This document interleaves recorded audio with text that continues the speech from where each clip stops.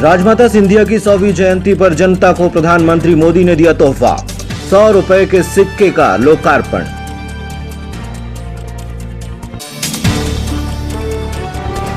शहर कांग्रेस ने प्रशासन को सौंपे 2 ज्ञापन, मतदाता सूची की अनियमितता गिनाई और बीपीएल गरीबों को राशन न मिलने की शिकायत। बेरहमी पड़ी भारी, गई थानेदारी, जांच रिपोर्ट में दोषी पाए जाने पर एसपी ने किया सस्पेंड।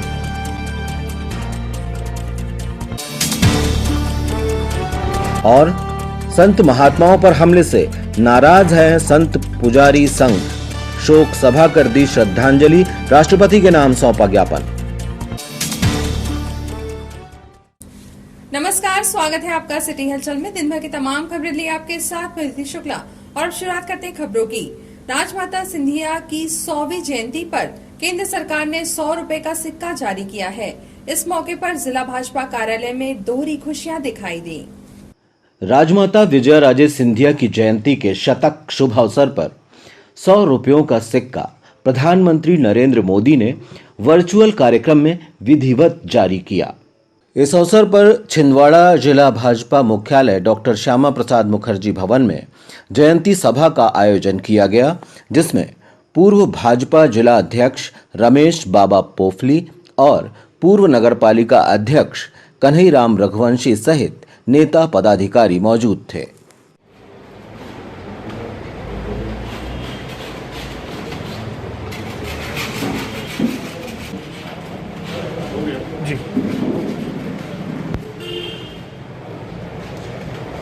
संदेश जाना चाहिए।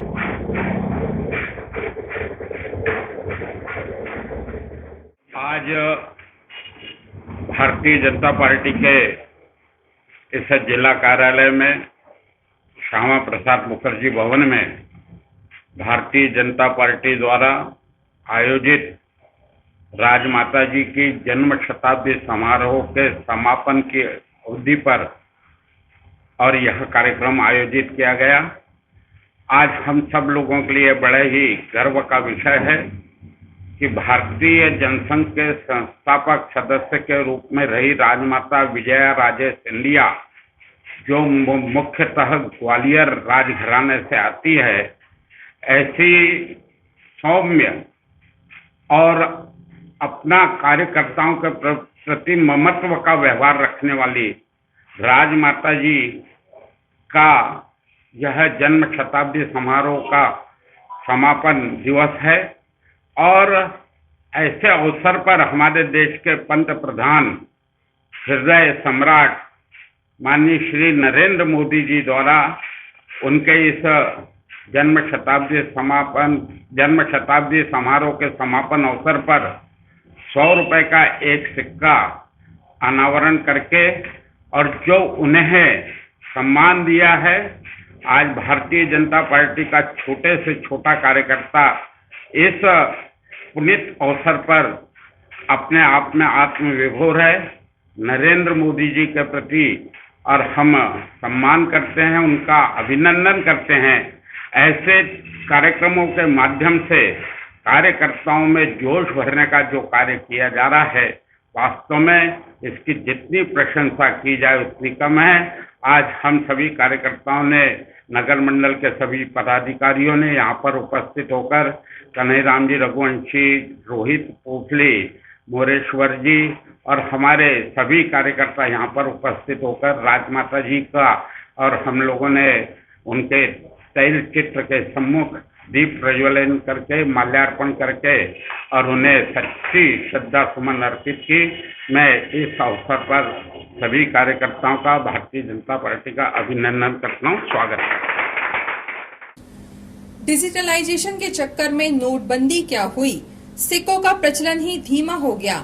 डाक टिकटों की तरह सिक्के भी महान घटनाओं और महापुरुषों को याद करने में सहायक रहे हैं। राजमाता सिंधिया की जयंती पर 100 रुपए का सिक्का अभी लोगों की जेब में खनखनाने पहुंचा भी नहीं था कि मुद्दा भी बन गया।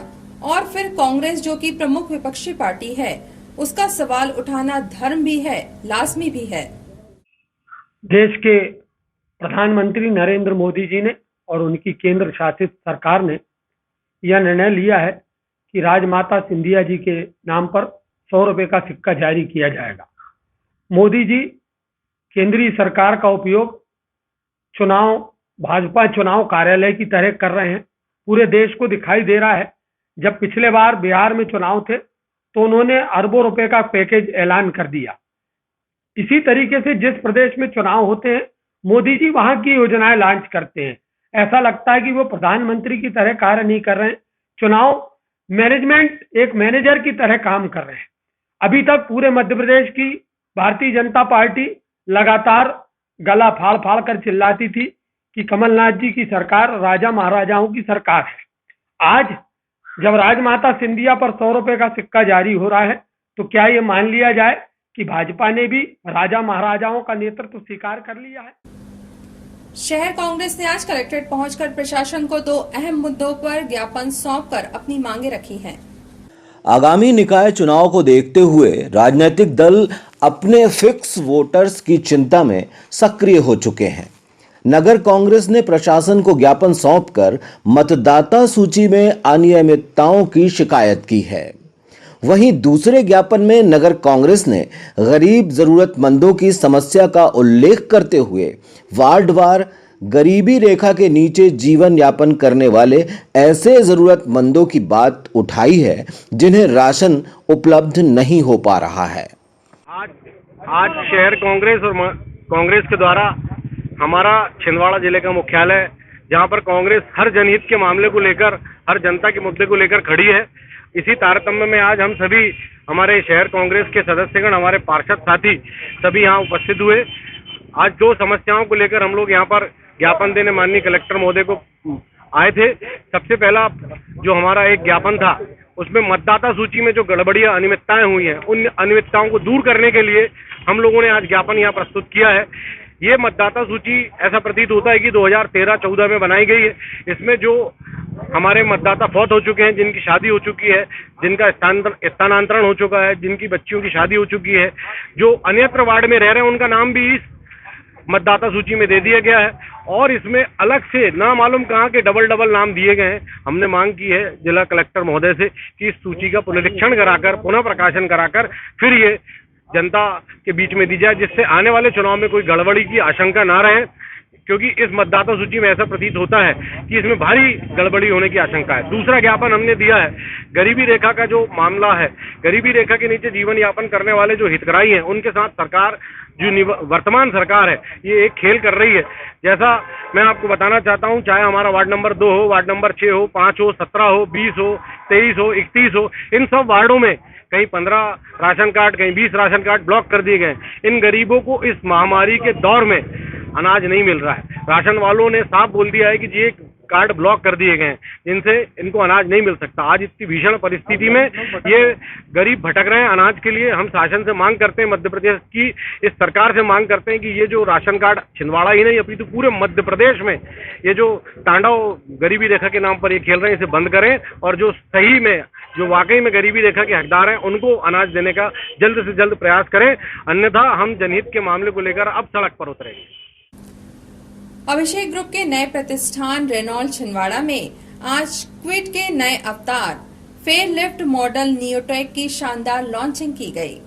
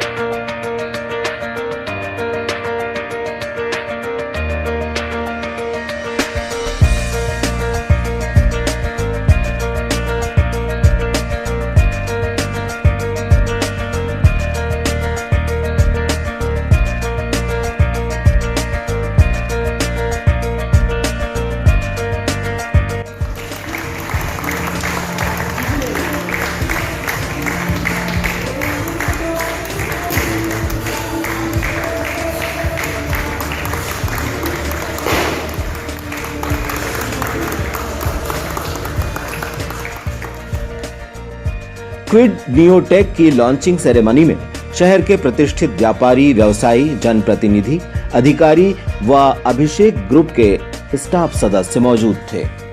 क्विड नियोटेक में dual tone exterior body roof combination available है।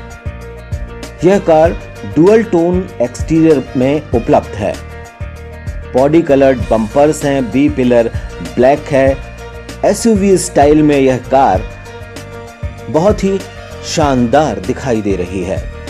इस कार की और खासियतों की बात करें तो इसमें हीटर है, एयर कंडीशनर है, पॉलन फिल्टर है, रियर ग्रैब हैंडल्स हैं, लेन चेंज इंडिकेटर है, ग्लोब बॉक्स शानदार और फ्रंट एंटीना दिया हुआ है, इलेक्ट्रिक पावर स्टीयरिंग है और तमाम खासियतें हैं। लेकिन एक बार इस कार को देखिए जरूर आकर शोरूम में। आज लॉन्चिंग सेरेमनी में काफी सारे लोग इस कार को देखकर उत्साहित दिखाई दिए।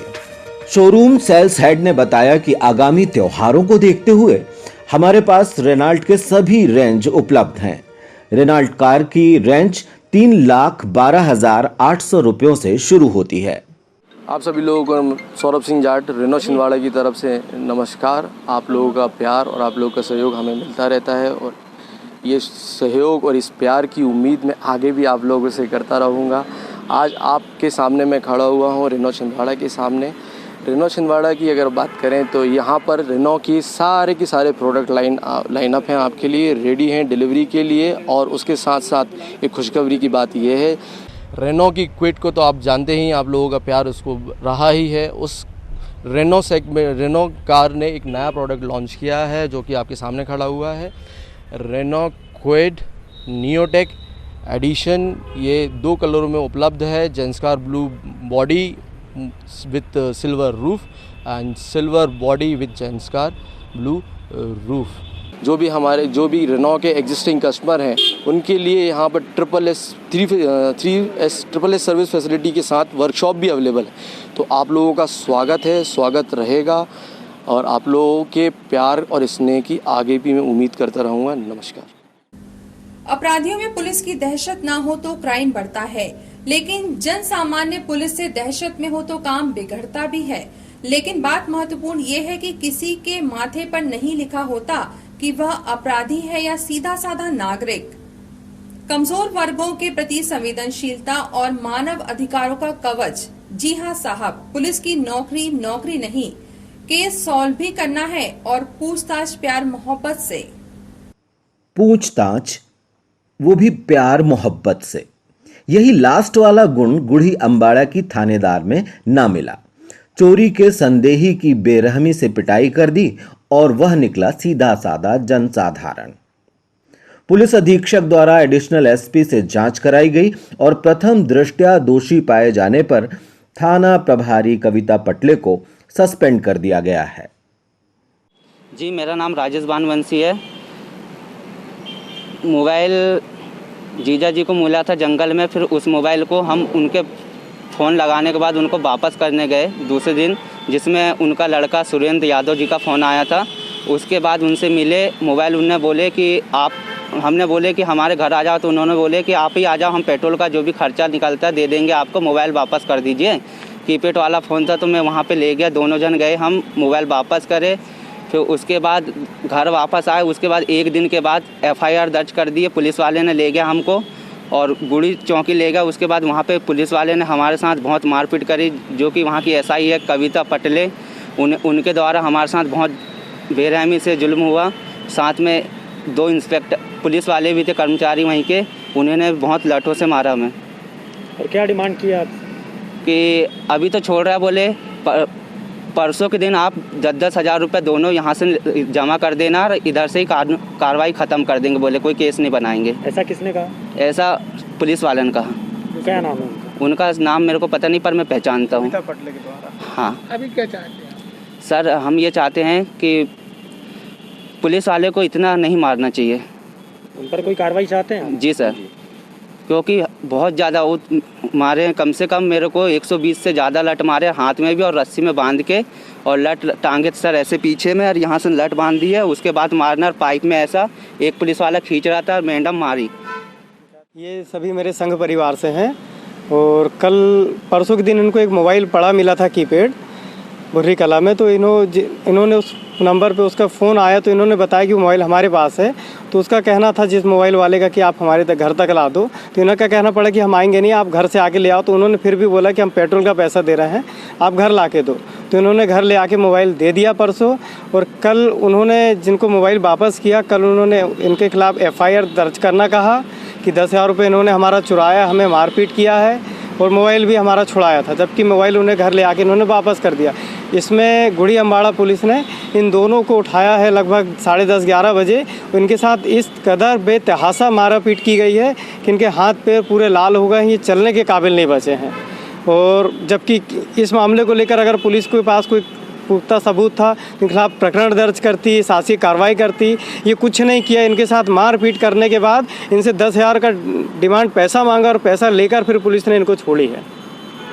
तो गुड़िया थाना प्रभारी गुड़ी अम्बाड़ा ने। नाम क्या है उनका? नाम तो मेरी जानकारी में नहीं है। इनका कहना है कि 10,000 रुपये इन्होंने लिया तब छोड़ा है और बहुत मारा है इनको, मार तोड़ के इनके हाथ पे लाल तक कर दिए हैं। आज 2 आवेदक राजेश वानवंशी और बीरबल आम्रवंशी, ये दोनों बुर्री कला थाना जुन्नारदेव के रहने वाले हैं। चौकी क्षेत्र पड़ता है अम्बाड़ा, वहाँ के रहने वाले हैं। उनके द्वारा आज एक आवेदन दिया गया है सुरेंद्र यादव, गुलजारी यादव और चौकी प्रभारी और थाना चौकी के 2 कर्मचारियों के खिलाफ। उसमें उनका कहना ये था कि चौकी प्रभारी के द्वारा जो है और 2 आरक्षकों के द्वारा उनके साथ में मारपीट की गई है। प्रथम दृष्टया देखने में भी समझ में आ रहा था कि हाँ, उनके साथ मारपीट हुई है। जब पूरे तथ्यों पे हम गए तो इसमें ये बात सामने आई कि जो राम प्रसाद यादव है, जिसके लड़के हैं सुरेंद्र और गुलजारी, राम प्रसाद यादव ने इनके खिलाफ लूट अपहरण और मारपीट की शिकायत चौकी में किया था। उसका मोबाइल गया था और वो मोबाइल इनके पास मिला था। उसी मोबाइल के क्रम में जो है, चूँकि मोबाइल के साथ में 20,000 भी जाना उसने बताया था, तो उसी संबंध में जो है उसको इनको चौकी में बुला करके पूछताछ की गई थी। तो प्रथम दृष्टया तो ये बात आई है कि जो है मारपीट हुई है। तो इस पे पुलिस अधीक्षक महोदय के द्वारा जो है चौकी प्रभारी को सस्पेंड किया गया है और जांच मुझे सौंपी गई है और मैं इसमें जांच करूंगा और जांच में जो भी तथ्य आएंगे वो पुलिस अधीक्षक महोदय को मैं प्रतिवेदन के माध्यम से दूंगा और जो भी तथ्य आएंगे उस आधार पर कार्रवाई होगी। परासिया विधायक सोहन वाल्मीकि ने आज परासिया क्षेत्र के प्रतिनिधि मंडल के साथ कलेक्ट्रेट पहुंचकर क्षेत्रीय दुकानदारों की समस्या समाधान के लिए ज्ञापन सौंपकर अपनी मांग रखी। समस्त व्यापारी न्यूटन के हम लोग माननीय कलेक्टर साहब से यहाँ पर मुलाकात करने आए थे और कारण ये था कि अभी 1 किलोमीटर का डिवाइडर बनना है न्यूटन में और वो जो डिवाइडर को लिया जा रहा है वो 33 फीट लिया जा रहा है और वो 33 फीट लिया जाएगा तो ये सारे दुकानदारों की दुकान सब टूट जाएंगी। और चूँकि न्यूटन में परासिया में व्यापार ऐसे ही बचा नहीं है और ये बड़ी मुश्किल हो जाएगी यदि दुकानें टूट जाएंगी, क्योंकि और कोई स्थान वहाँ पर दुकान लगाने का है ही नहीं। पीछे WCL की ज़मीन है, क्वार्टर बनी, कॉलोनी बनी है, जिसके चलते सभी व्यापारी चिंतित थे और इसी चिंता को लेकर हमारे कलेक्टर साहब से मुलाकात किया है। कलेक्टर साहब से निवेदन किया कि 1-1.5 साल पहले भी इंक्रोचमेंट टूटा था और 30 फीट सब लोगों ने तोड़ दिया था। नगर पालिका ने 28 फीट के अंदर में नाली बना दी है। जो डिवाइडर बनना है 28 फीट के अंदर में नाली के पीछे जितनी दुकानें वो उनको सेफ रखें और 28 फीट की जो नाली बनी उसके अंतर्गत में डिवाइडर को बनाया जाए। हमने माननीय कलेक्टर साहब से निवेदन किया है तो कलेक्टर साहब ने SDM महोदय को आदेश किया है कि इसकी पूरी जांच कर ली जाए और जांच करने के बाद में यहाँ रिपोर्ट प्रस्तुत की जाए। उसके बाद आगे की जो फैसला होगा हम लोग करेंगे मिलकर।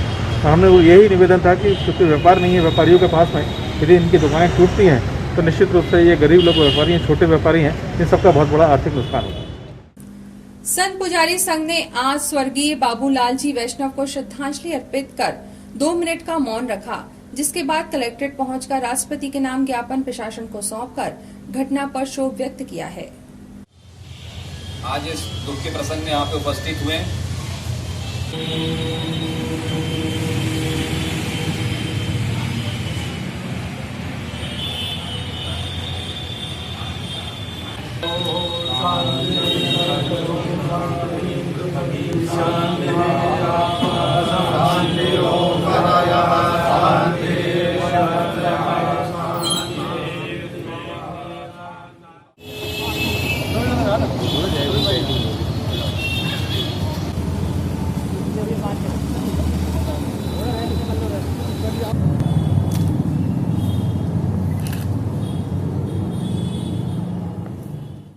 मध्य प्रदेश संत पुजारी संघ इकाई जिला छिंदवाड़ा द्वारा माननीय कलेक्टर महोदय को हम लोगों ने माननीय प्रधानमंत्री जी को, माननीय मुख्यमंत्री मध्य प्रदेश शासन और एसपी साहब, कलेक्टर साहब को हम लोगों ने ज्ञापन सौंपा है। ज्ञापन का मुख्य जो आधार है वो यह है कि भारतवर्ष में जिस तरह से संत पुजारियों की निर्मम हत्या की जा रही है, चूँकि इसके पहले पालघर में, महाराष्ट्र, उसके बाद उत्तर प्रदेश में, उसके बाद अभी रिसेंटली राजस्थान में जिस प्रकार से कि पुजारी लोगों की हत्या की जा रही है, जिंदा जलाया जा रहा है, तो हम पुजारी संघ जिला छिंदवाड़ा इकाई इन सब का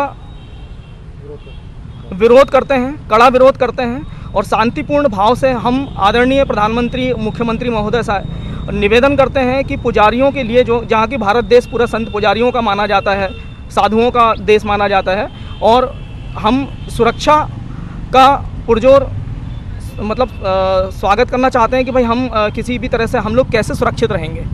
और हम माननीय प्रधानमंत्री से महोदय से निवेदन करते हैं कि संत पुजारियों के लिए देश में सुरक्षा की व्यवस्था की जाए।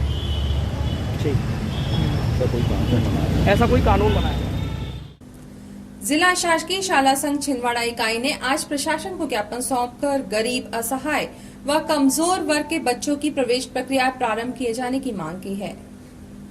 आरटी अधिनियम के अनुसार गरीब एवं कमजोर वर्ग के बच्चों को प्रत्येक वर्ष मार्च अप्रैल में निःशुल्क एडमिशन दिलाया जाता था प्राइवेट स्कूलों में, किंतु इस वर्ष शासन द्वारा अभी तक यह प्रक्रिया प्रारंभ नहीं की गई है।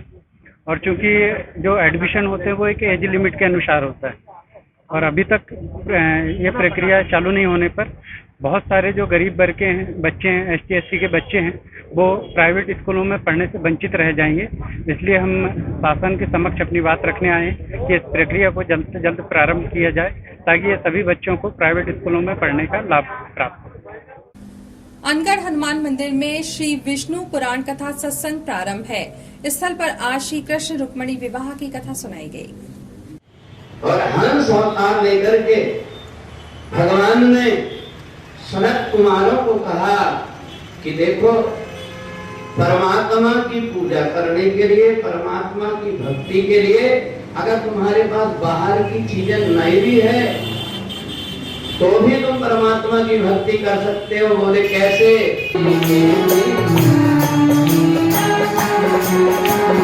दीप शिखा तो परम प्रचंडा।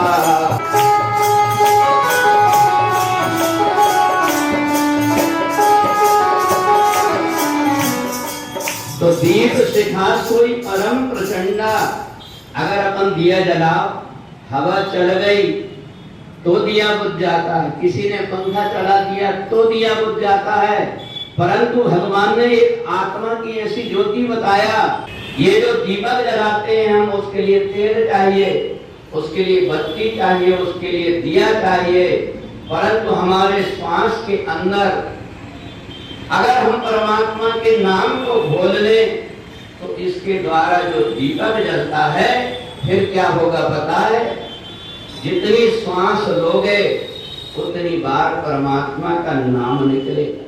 क्यों बीत जाए भगवान जीवन मेरा, तेरी पूजा करते बीते शाम और सवेरा, तेरी पूजा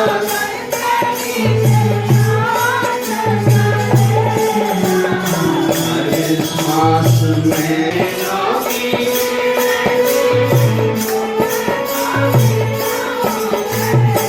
चरणों में डालूं हर पल डेरा।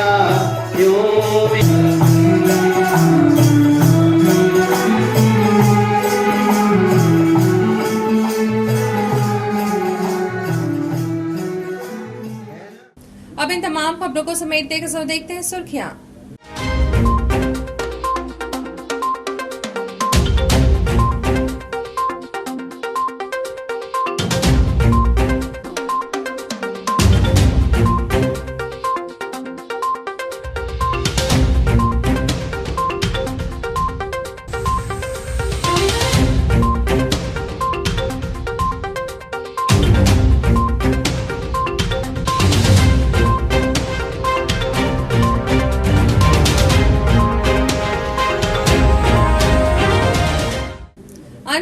देखते हैं आज की हेडलाइंस को। राजमाता सिंधिया की 100वीं जयंती पर जनता को प्रधानमंत्री मोदी ने दिया तोहफा, 100 रुपए के सिक्के का लोकार्पण।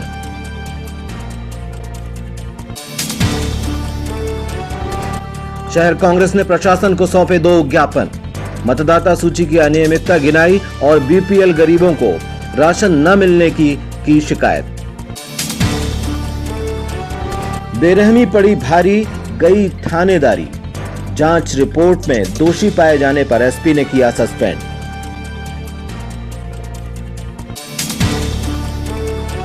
और संत महात्माओं पर हमले से नाराज हैं संत पुजारी संघ, शोक सभा कर दी श्रद्धांजलि, राष्ट्रपति के नाम सौंपा ज्ञापन।